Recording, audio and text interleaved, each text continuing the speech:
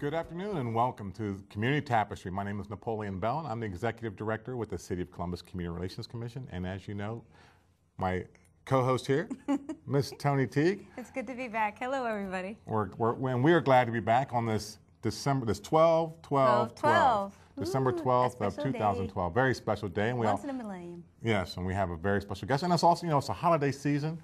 A lot of great things going on and so many different events that we've got to make. And so we're really, have got the schedule packed. Yeah, we're going right into that holiday season, and we're thinking ahead this month because we're planning for January already. Well, exactly right. And being that January in the show plays through January, because January is also a very important month after the holidays. We celebrate the life and legacy of Dr. Martin Luther King. That's right. So we're going to be talking about that. And the programs that are going on, by the City of Columbus, but by others also, but also, our office. Yeah, I think that so many people don't actually know what the Community Relations Commission does. So why don't you tell them? Well, let me just do this in brief, real quick, because you bring up a good point, because our office actually enforces the Civil Rights Code for the City of Columbus. And so if you're being discriminated in housing, employment, or public access, then you can give our office a call. Now, much like the Ohio Civil Rights Commission, our office enforces the Civil Rights Code for the City of Columbus, but the code for us is a criminal charge. So being a criminal charge, unlike the House Civil Rights Commission, is a civil charge. So we do that, in our office. Amongst, we have the New Americans Initiative and the homeless advocacy, and then also community empowerment, and we do training, diversity and cultural awareness training. But also just as important is some of the events that we do to bring awareness and education to the community out there, such as the Martin Luther King March and program that we're going to talk about today. We have a Martin Luther King oratorical contest and an arts contest, our arts exhibit. So many things going on that we do in the area of civil rights and reflecting on our heroes and sheroes of the civil rights movement. So, and most important, and one other thing is a civil rights tour that you've gone on, and so many people in the community have gone on that we do during Columbus City Schools spring break. Yeah, timed perfectly just for them. Exactly, so we want to make sure that they get involved. Some young people on the tour. Exactly, so it's April 2nd through the 6th of 2013.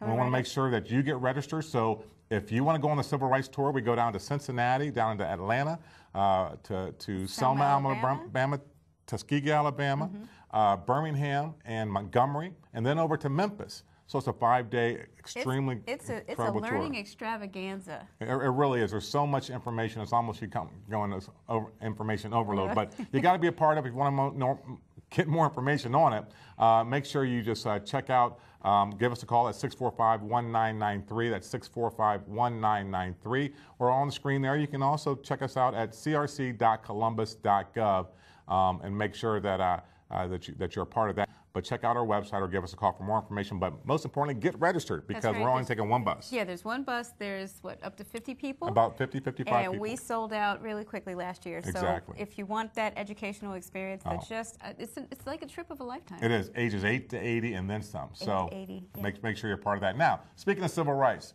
speaking of the celebrations of the life and legacy of Dr. King, we have 3 people here that are going to tell us a lot about what's going on in that area and what they're doing. Yeah. So without further ado, we're going to get right to that. So to my left, or to Toni's left, we have Mr. Dan Willis, no stranger to the show. That's right. He's a regular and a favorite of the show, or one of the favorites of the show. He's a coordinator and producer of Mayor Michael Coleman's Dr. Martin Luther King Jr.'s program that we have that is directly after the march, and we'll talk more about that. Now we have a new face to the show. Next to him, we have Meg Stentz.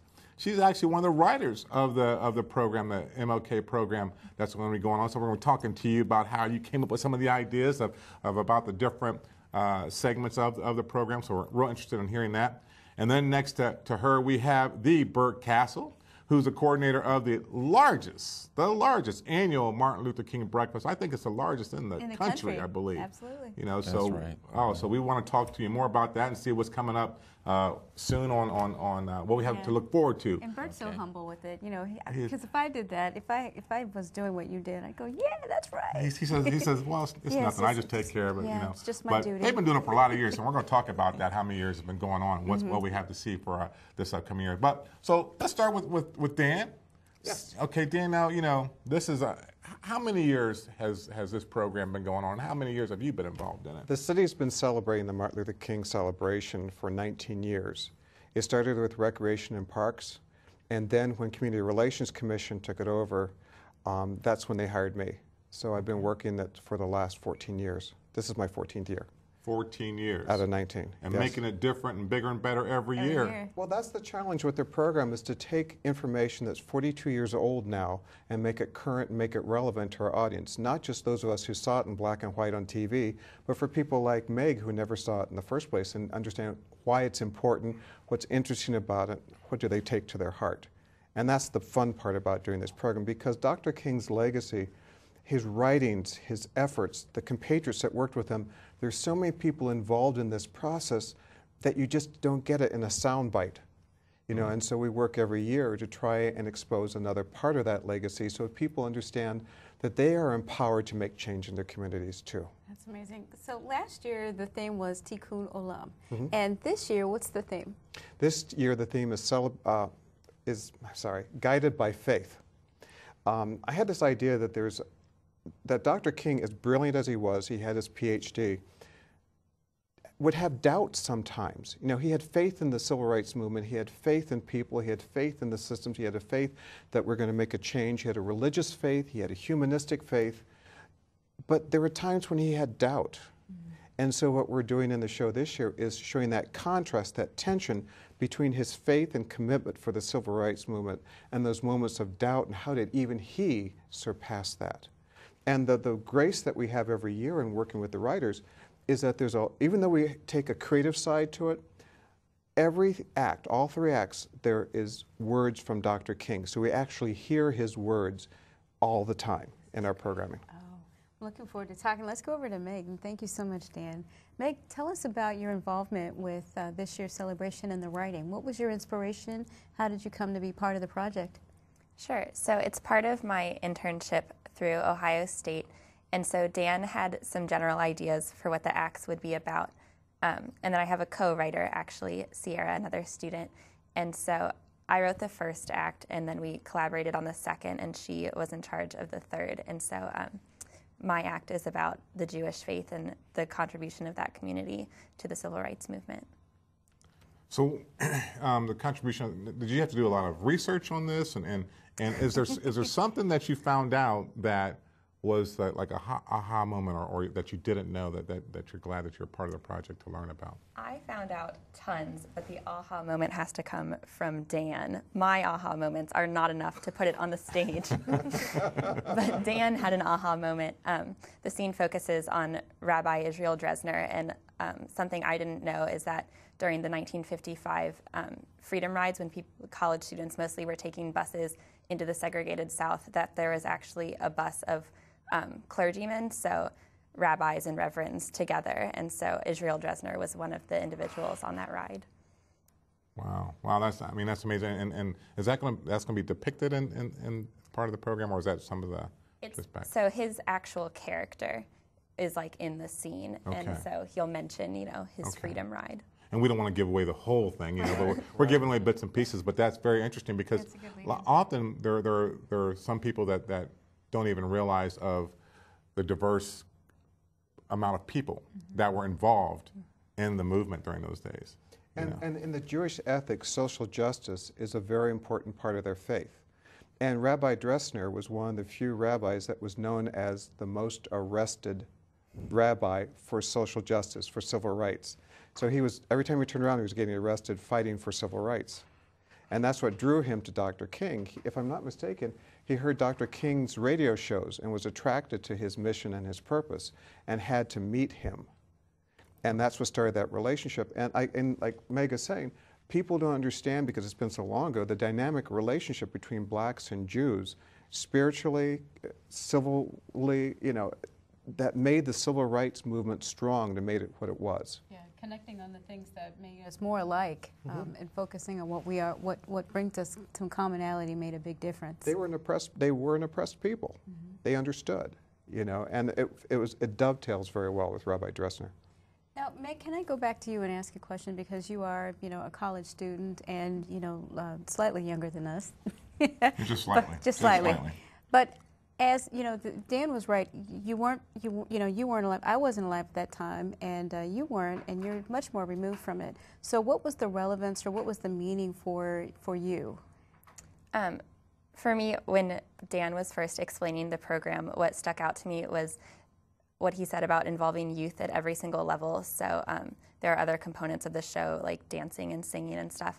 That's all youth-based, and so really that empowerment piece and the movement continuing, and you know, the focus of the show on just engaging young people to make a difference and making this relevant to them was something that I really cared about.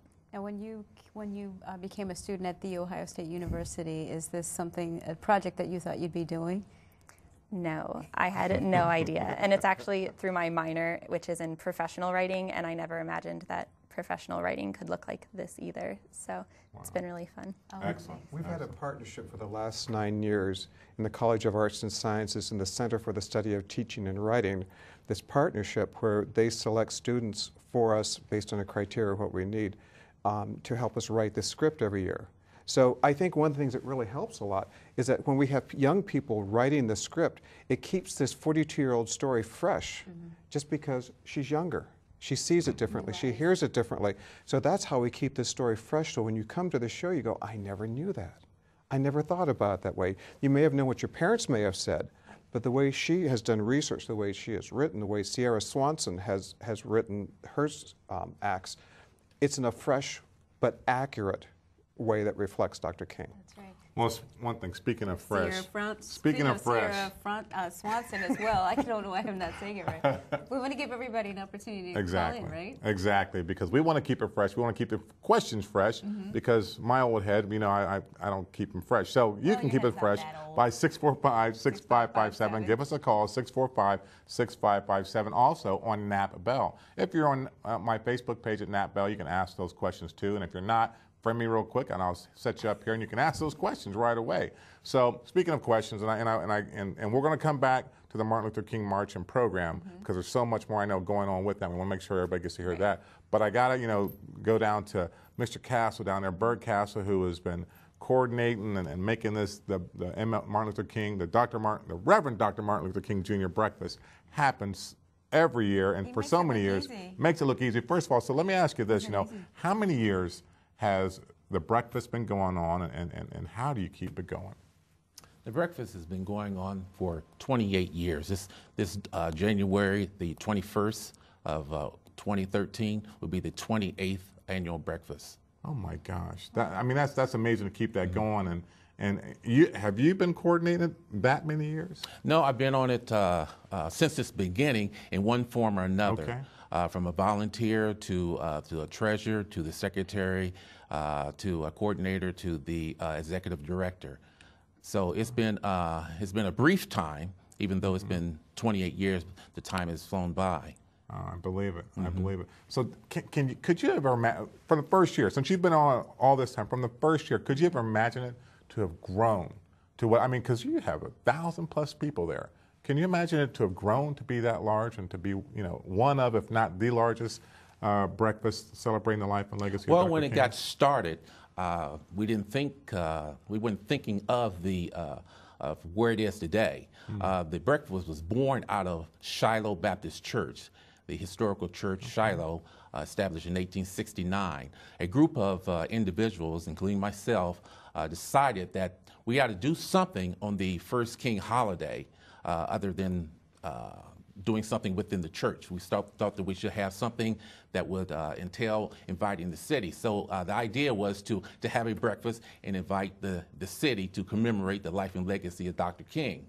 And first breakfast was a few hundred people, and then the next it kicked off so well that we decided to do it again and again, and it just grew and grew and grew. At one point, it was as high as 6,000 in attendance.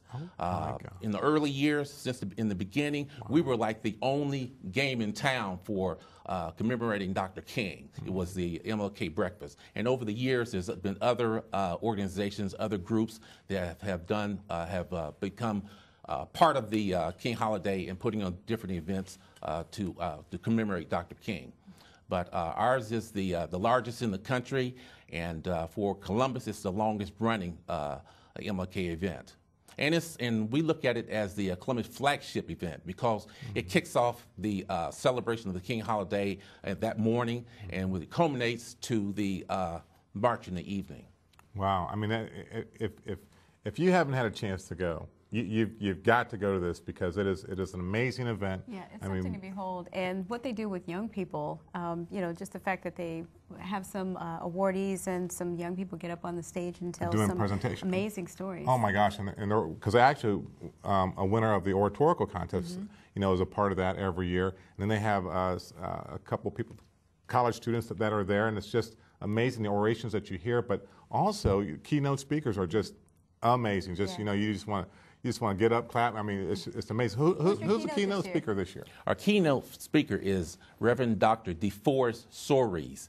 He's the former Secretary of State of New Jersey, and he's a best-selling author, and he's a faith-based community developer. So he's a very exciting speaker, and we look forward to having him. Speaking of the student speakers, we annually host 3 student speakers.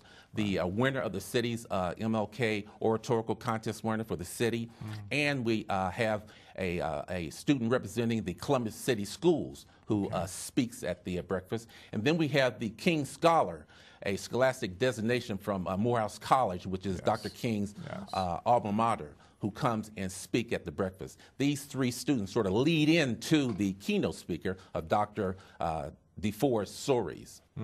And Dr. Soares is also on CNN's Black in America recently? Yes. So nationally recognized. It'll be exciting to see him. Yes, it will be. And we're looking forward to that, and we'll talk some more on that because well, let me just ask you this because you know we talked about so many people going. I'm sure tickets are already flying off the shelves. So how can somebody get involved and grab a ticket to the event? You would go to the website.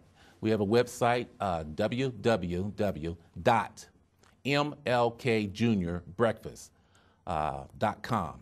And there on the website, there's all the information necessary for attaining a ticket, getting advertisement in the program booklet, and for corporate sponsorship. We have 5 levels of corporate sponsorship available, and we look forward to, we invite the public, we invite the corporate community, we invite the faith-based community, and also we invite the elected officials to participate in the breakfast. All of those entities come and do participate in the breakfast.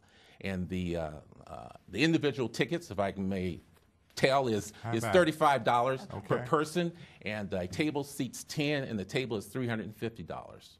Excellent, because you get a great breakfast, you know, good food, good networking, and then just a a fabulous panel. I mean, every year it's just been a great panel up there that you know really gets you energized in the morning. Like you said, first thing in the morning, gets you energized there. So Monday, January 21st, 7 a.m. It's going to be at the Convention Center, right? Right. In the Battelle Grand Ballroom, 400 North High Street. Got to make sure you're there. Make sure that all the people there, you know, watching and going on is there, because after that, I know they're going to rest up a little bit. Then they're heading to where? They're coming down to City Hall parking garage at 4 o'clock for the march. There you go. Now that, you know, is we try to grow that every year. You know, and it's not that, you know, people just get together there and kind of hang out. You know, there's always going to be a little entertainment, right? There at the parking garage, and hot chocolate and cookies and what have you, the parking garage. And we also strongly encourage people to make banners to represent their organizations. Like this year we've done an outreach to Girl Scouts, and we're hoping that Girl Scouts and students from OSU make banners for their organizations and become part of the march that way. because the whole purpose of the march is to commemorate Dr. King's march across the in Selma, Alabama, across the Edmund Pettus Bridge for voting rights. So, we want to continue that legacy. It's a great chance to show your organization's support for the legacy of Dr. King. Exactly, because you talked about Ohio State.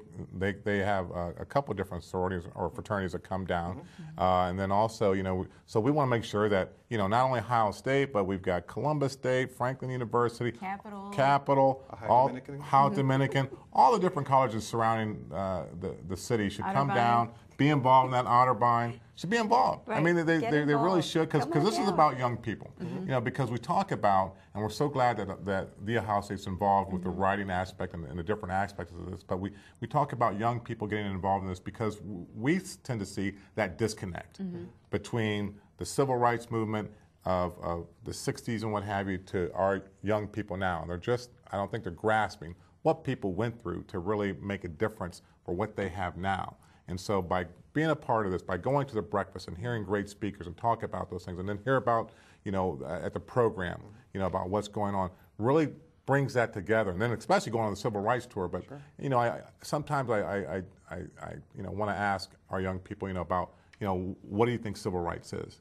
And so often you get, well, that's happened way back then. Right, and we don't need that anymore. Right. Well, we work with parents. In the evening program, we work hard to help parents because we feel if parents bring their children to our program, which is an educational program, and kind of geared for kids that are 10 years old and up, we've partnered with Hands On Central Ohio, the volunteer headquarters in Central Ohio, and they've developed a program in the hallway specifically for young people to give back to the community. Not just service hours that they do at school, but in general, this is your responsibility to the community. And all the programming is geared for students that are about 8 to 18, and we give the parents a full list of all the things they can do. Last year, they wrote 245 letters to the troops for service hours. So we have 26 community agencies that have developed programming specifically for young people to give back. How better to practice Dr. King's legacy than come out of the program and sign up and do something in your community? Yeah. Muhammad Ali said, our rent for walking this planet is community service. He never said what or how much.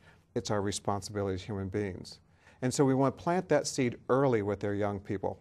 So they come out of the program where they see a lot of young people on stage that are doing ballet. 150 children's choir is there every year. We see students that are actors. We see students all over the place, and it empowers them. Then we say, come and show us what you can do. Sign up. Help your communities out. Isn't it wonderful that you give them the forum to do that, and right at the beginning of the year, so it gets people off to a great start. And there's going to be the art exhibit inside Veterans Memorial, as that young people did. In the lobby, when people come from the march, there's the volunteer headquarters for the youth fair, and there's also the Martin Luther King art show that goes on in the lobby there too. So the concession stand is open, and for fee, but it's around dinner time, so if you have children with you after the march, you can get them a hot dog or something to tide them over till they get home. Enjoy the art show. Talk to some of the students who are the artists who have been selected for this art show. Talk to the different agencies about what your children can do to better themselves and the community and give back. Come in and see the show. It's a live broadcast. And then afterwards, we're going to keep it open a little longer, so if you have questions about the art show or other things, you can do that in the lobby. So, and this is all free. It's all free. This is all free. Tickets are available at the door. All you have to do is come down, and we'll give you a ticket as soon as you show up. Or you can get tickets. You can go to our office or give our office a call. It's at 645-1993. You can get tickets there prior to, and I'm telling you, get your tickets early. Right. Get a hold of us because it can sell out, and I say sell out, but it's just a matter of all the seats will be taken, so we don't want you standing up. You want to get a good seat. You want to get a good seat. You want to be down front where you can see everything and really be a part of this. But also, we're really trying to push people to be a part of the march big time because, we want to have, a few thousand people there. And as you know, the weather is going to be great. It's going to be sunny out. I'm sure of it. It's not going to be cold. But, this is a time really for, your corporations, your businesses, for the students, for everybody to really be involved and like we talked about, to bring your banner with you to show your support for the legacy of Dr. Martin Luther King and volunteerism and nonviolence. We're going to have that wall also to sign your commitment to nonviolence for 2013. So we really need you to be a part of this and pass the word. 4 o'clock, make sure you're down at City Hall to be a part of that. And then from then on, you'll just be with us until about the show over at Programs Well, Outpost. let me help with the schedule. We Okay. step off with the march at 4:45 to cross the bridge. And depending upon how cold it is determines how quickly that march happens. And we need singers. we We need need singers. people that can sing, to be a part of that, because we are singing as we march across the bridge. Right. So, and my voice, nobody wants to hear my voice. Yeah. So, It's a good voice, isn't it? Then what we do is we open the doors at 5 o'clock to Veterans Memorial. So if you're unable to make the march for whatever reason, you can still come into the theater and listen to our live music. We have a live music band in the pit. At 5:30, we do the pre-show. This is where we have the oratorical student winner, and the students going to sing the Star Spangled Banner, Right. and some other elements that focus again on our young people that are celebrating the legacy. Then we go live at 6 o'clock, and then we run till 7 o'clock, and we go off the air. And then at 7 o'clock to 7:45, the front lobby is open again for parents to go out with their children and understand what they can do and enjoy the art show. So we made the evening 7:45 so it's still early because school is the next night. So we didn't want it to be too late a night for the parent or for the student. They can still go back and do their homework. But it's a very good educational evening for them. So they start with the breakfast, they go home and take a break, they come back with their banners and do the march, and they come to Veterans Memorial and enjoy this live show that we do every year. Because if we don't carry that legacy, who's going to tell the story? We pride ourselves on using Dr. King's words every year. That's a tremendous responsibility. And I'm so proud of the students who take that responsibility seriously, because our young people need to hear, what did he say? What did other people say in response to him, and what action did they take? It's just amazing that there's so much good research that went into this, and I'm really excited to see what that play is going to look like in all 3 acts. well, let me ask Megan real quick, being a writer on this, what year are you at The Ohio State? I'm a senior. You're a senior. Oh, so we can't get you then again for next year? No. Okay, so is this something? We can, but just not as an intern. Right. So is this something, let me ask you, Dan, because you work with that class, is this something that is only open to seniors, or is this open to freshmen? We prefer sophomores? seniors because the students that are attracted to this internship are those students whose profession will be writing, and they're looking for other ways of expressing their writing. They may have technical writing, they may have artistic writing, they may have all different types of writing, but script writing is a whole different ballgame, and I don't think anyone on the team had ever done script writing before to this extent. And it's understanding your audience. So it's a great way of working and learning, and if you can write a script, you can write anything because you want a response from your audience. We're also very pleased with the internship with the theater department because they're designing the stage this year for us, and they do it for free. Oh, that's They great. supply everything. So we have 2 students in the internship at the theater department in the center in the College of Arts and Sciences. That's amazing. How many hours did it take you? How much time have you invested in this? Thousands. We say probably like 10 a week for a semester. So, and most of that is research. Did you know that Rabbi Dresner was at that march that we are reenacting? Oh, there you go. Well, We like her facts. Did you know? exactly. A filling them in little for fact. Did Well, you know? well, and that's an interesting question. I like to ask Bert, because like we said, you make this look so easy. When do you start planning for the breakfast? I mean, is that something that's like kind of a year-round thing, or how do you make this happen? Well, the planning never really stops. Yeah. It's ongoing planning. We have a post breakfast review to see what went right, what went wrong, where we can make improvements at, and then we start thinking how we're going to implement those changes, and then we begin to plan the program for the upcoming year, and it sort of builds up until the day of the event, and then it sort of tapers off a little bit, but then there's reconciliation. There's accounts receivables I that needs understand. to deal with. So it's a year-round job, and it's the volunteers and the many people who work on it make it seem easy. There's a whole host of people behind me who are dedicated to the breakfast, and I always say the volunteers are golden. They do this out of the generosity of their heart. Just like the persons who volunteer for the Martin Luther King Choir. It's made up of volunteers of singers and directors across the city of Columbus. And it's a faith-based choir, and it's open to the public. For anyone who wants to sing can become part of the Martin Luther King Choir. In addition to the Martin Luther King Choir, there is the Columbus Children's Choir, the voice of the city. They've been a long stay with the Martin Luther King breakfast. And the first 30 minutes of the breakfast is a musical tribute to Dr. King. That's where we have the choirs who are singing, and we have dance performance going on. And all that leads into the body of the program, which kicks off at 8. And the program is timed to end at 10 a.m. Okay. So doors open at 7. Program begins at 7:30 with opening with a musical tribute, the program, the breakfast, and then concludes at 10 o'clock. That's amazing, and not a long time. So and you have so much packed into that time. So sounds like it's going to be a great program. And number once again, because we only got a couple minutes left. Number once again, if I want to get tickets or find out more about the breakfast, you can go to the website, which is www.mlkjuniorbreakfast.com, or you can call 252-0868. Thanks so much, Bert. You do great work, and looking forward to this breakfast coming up. Oh, sure. All right.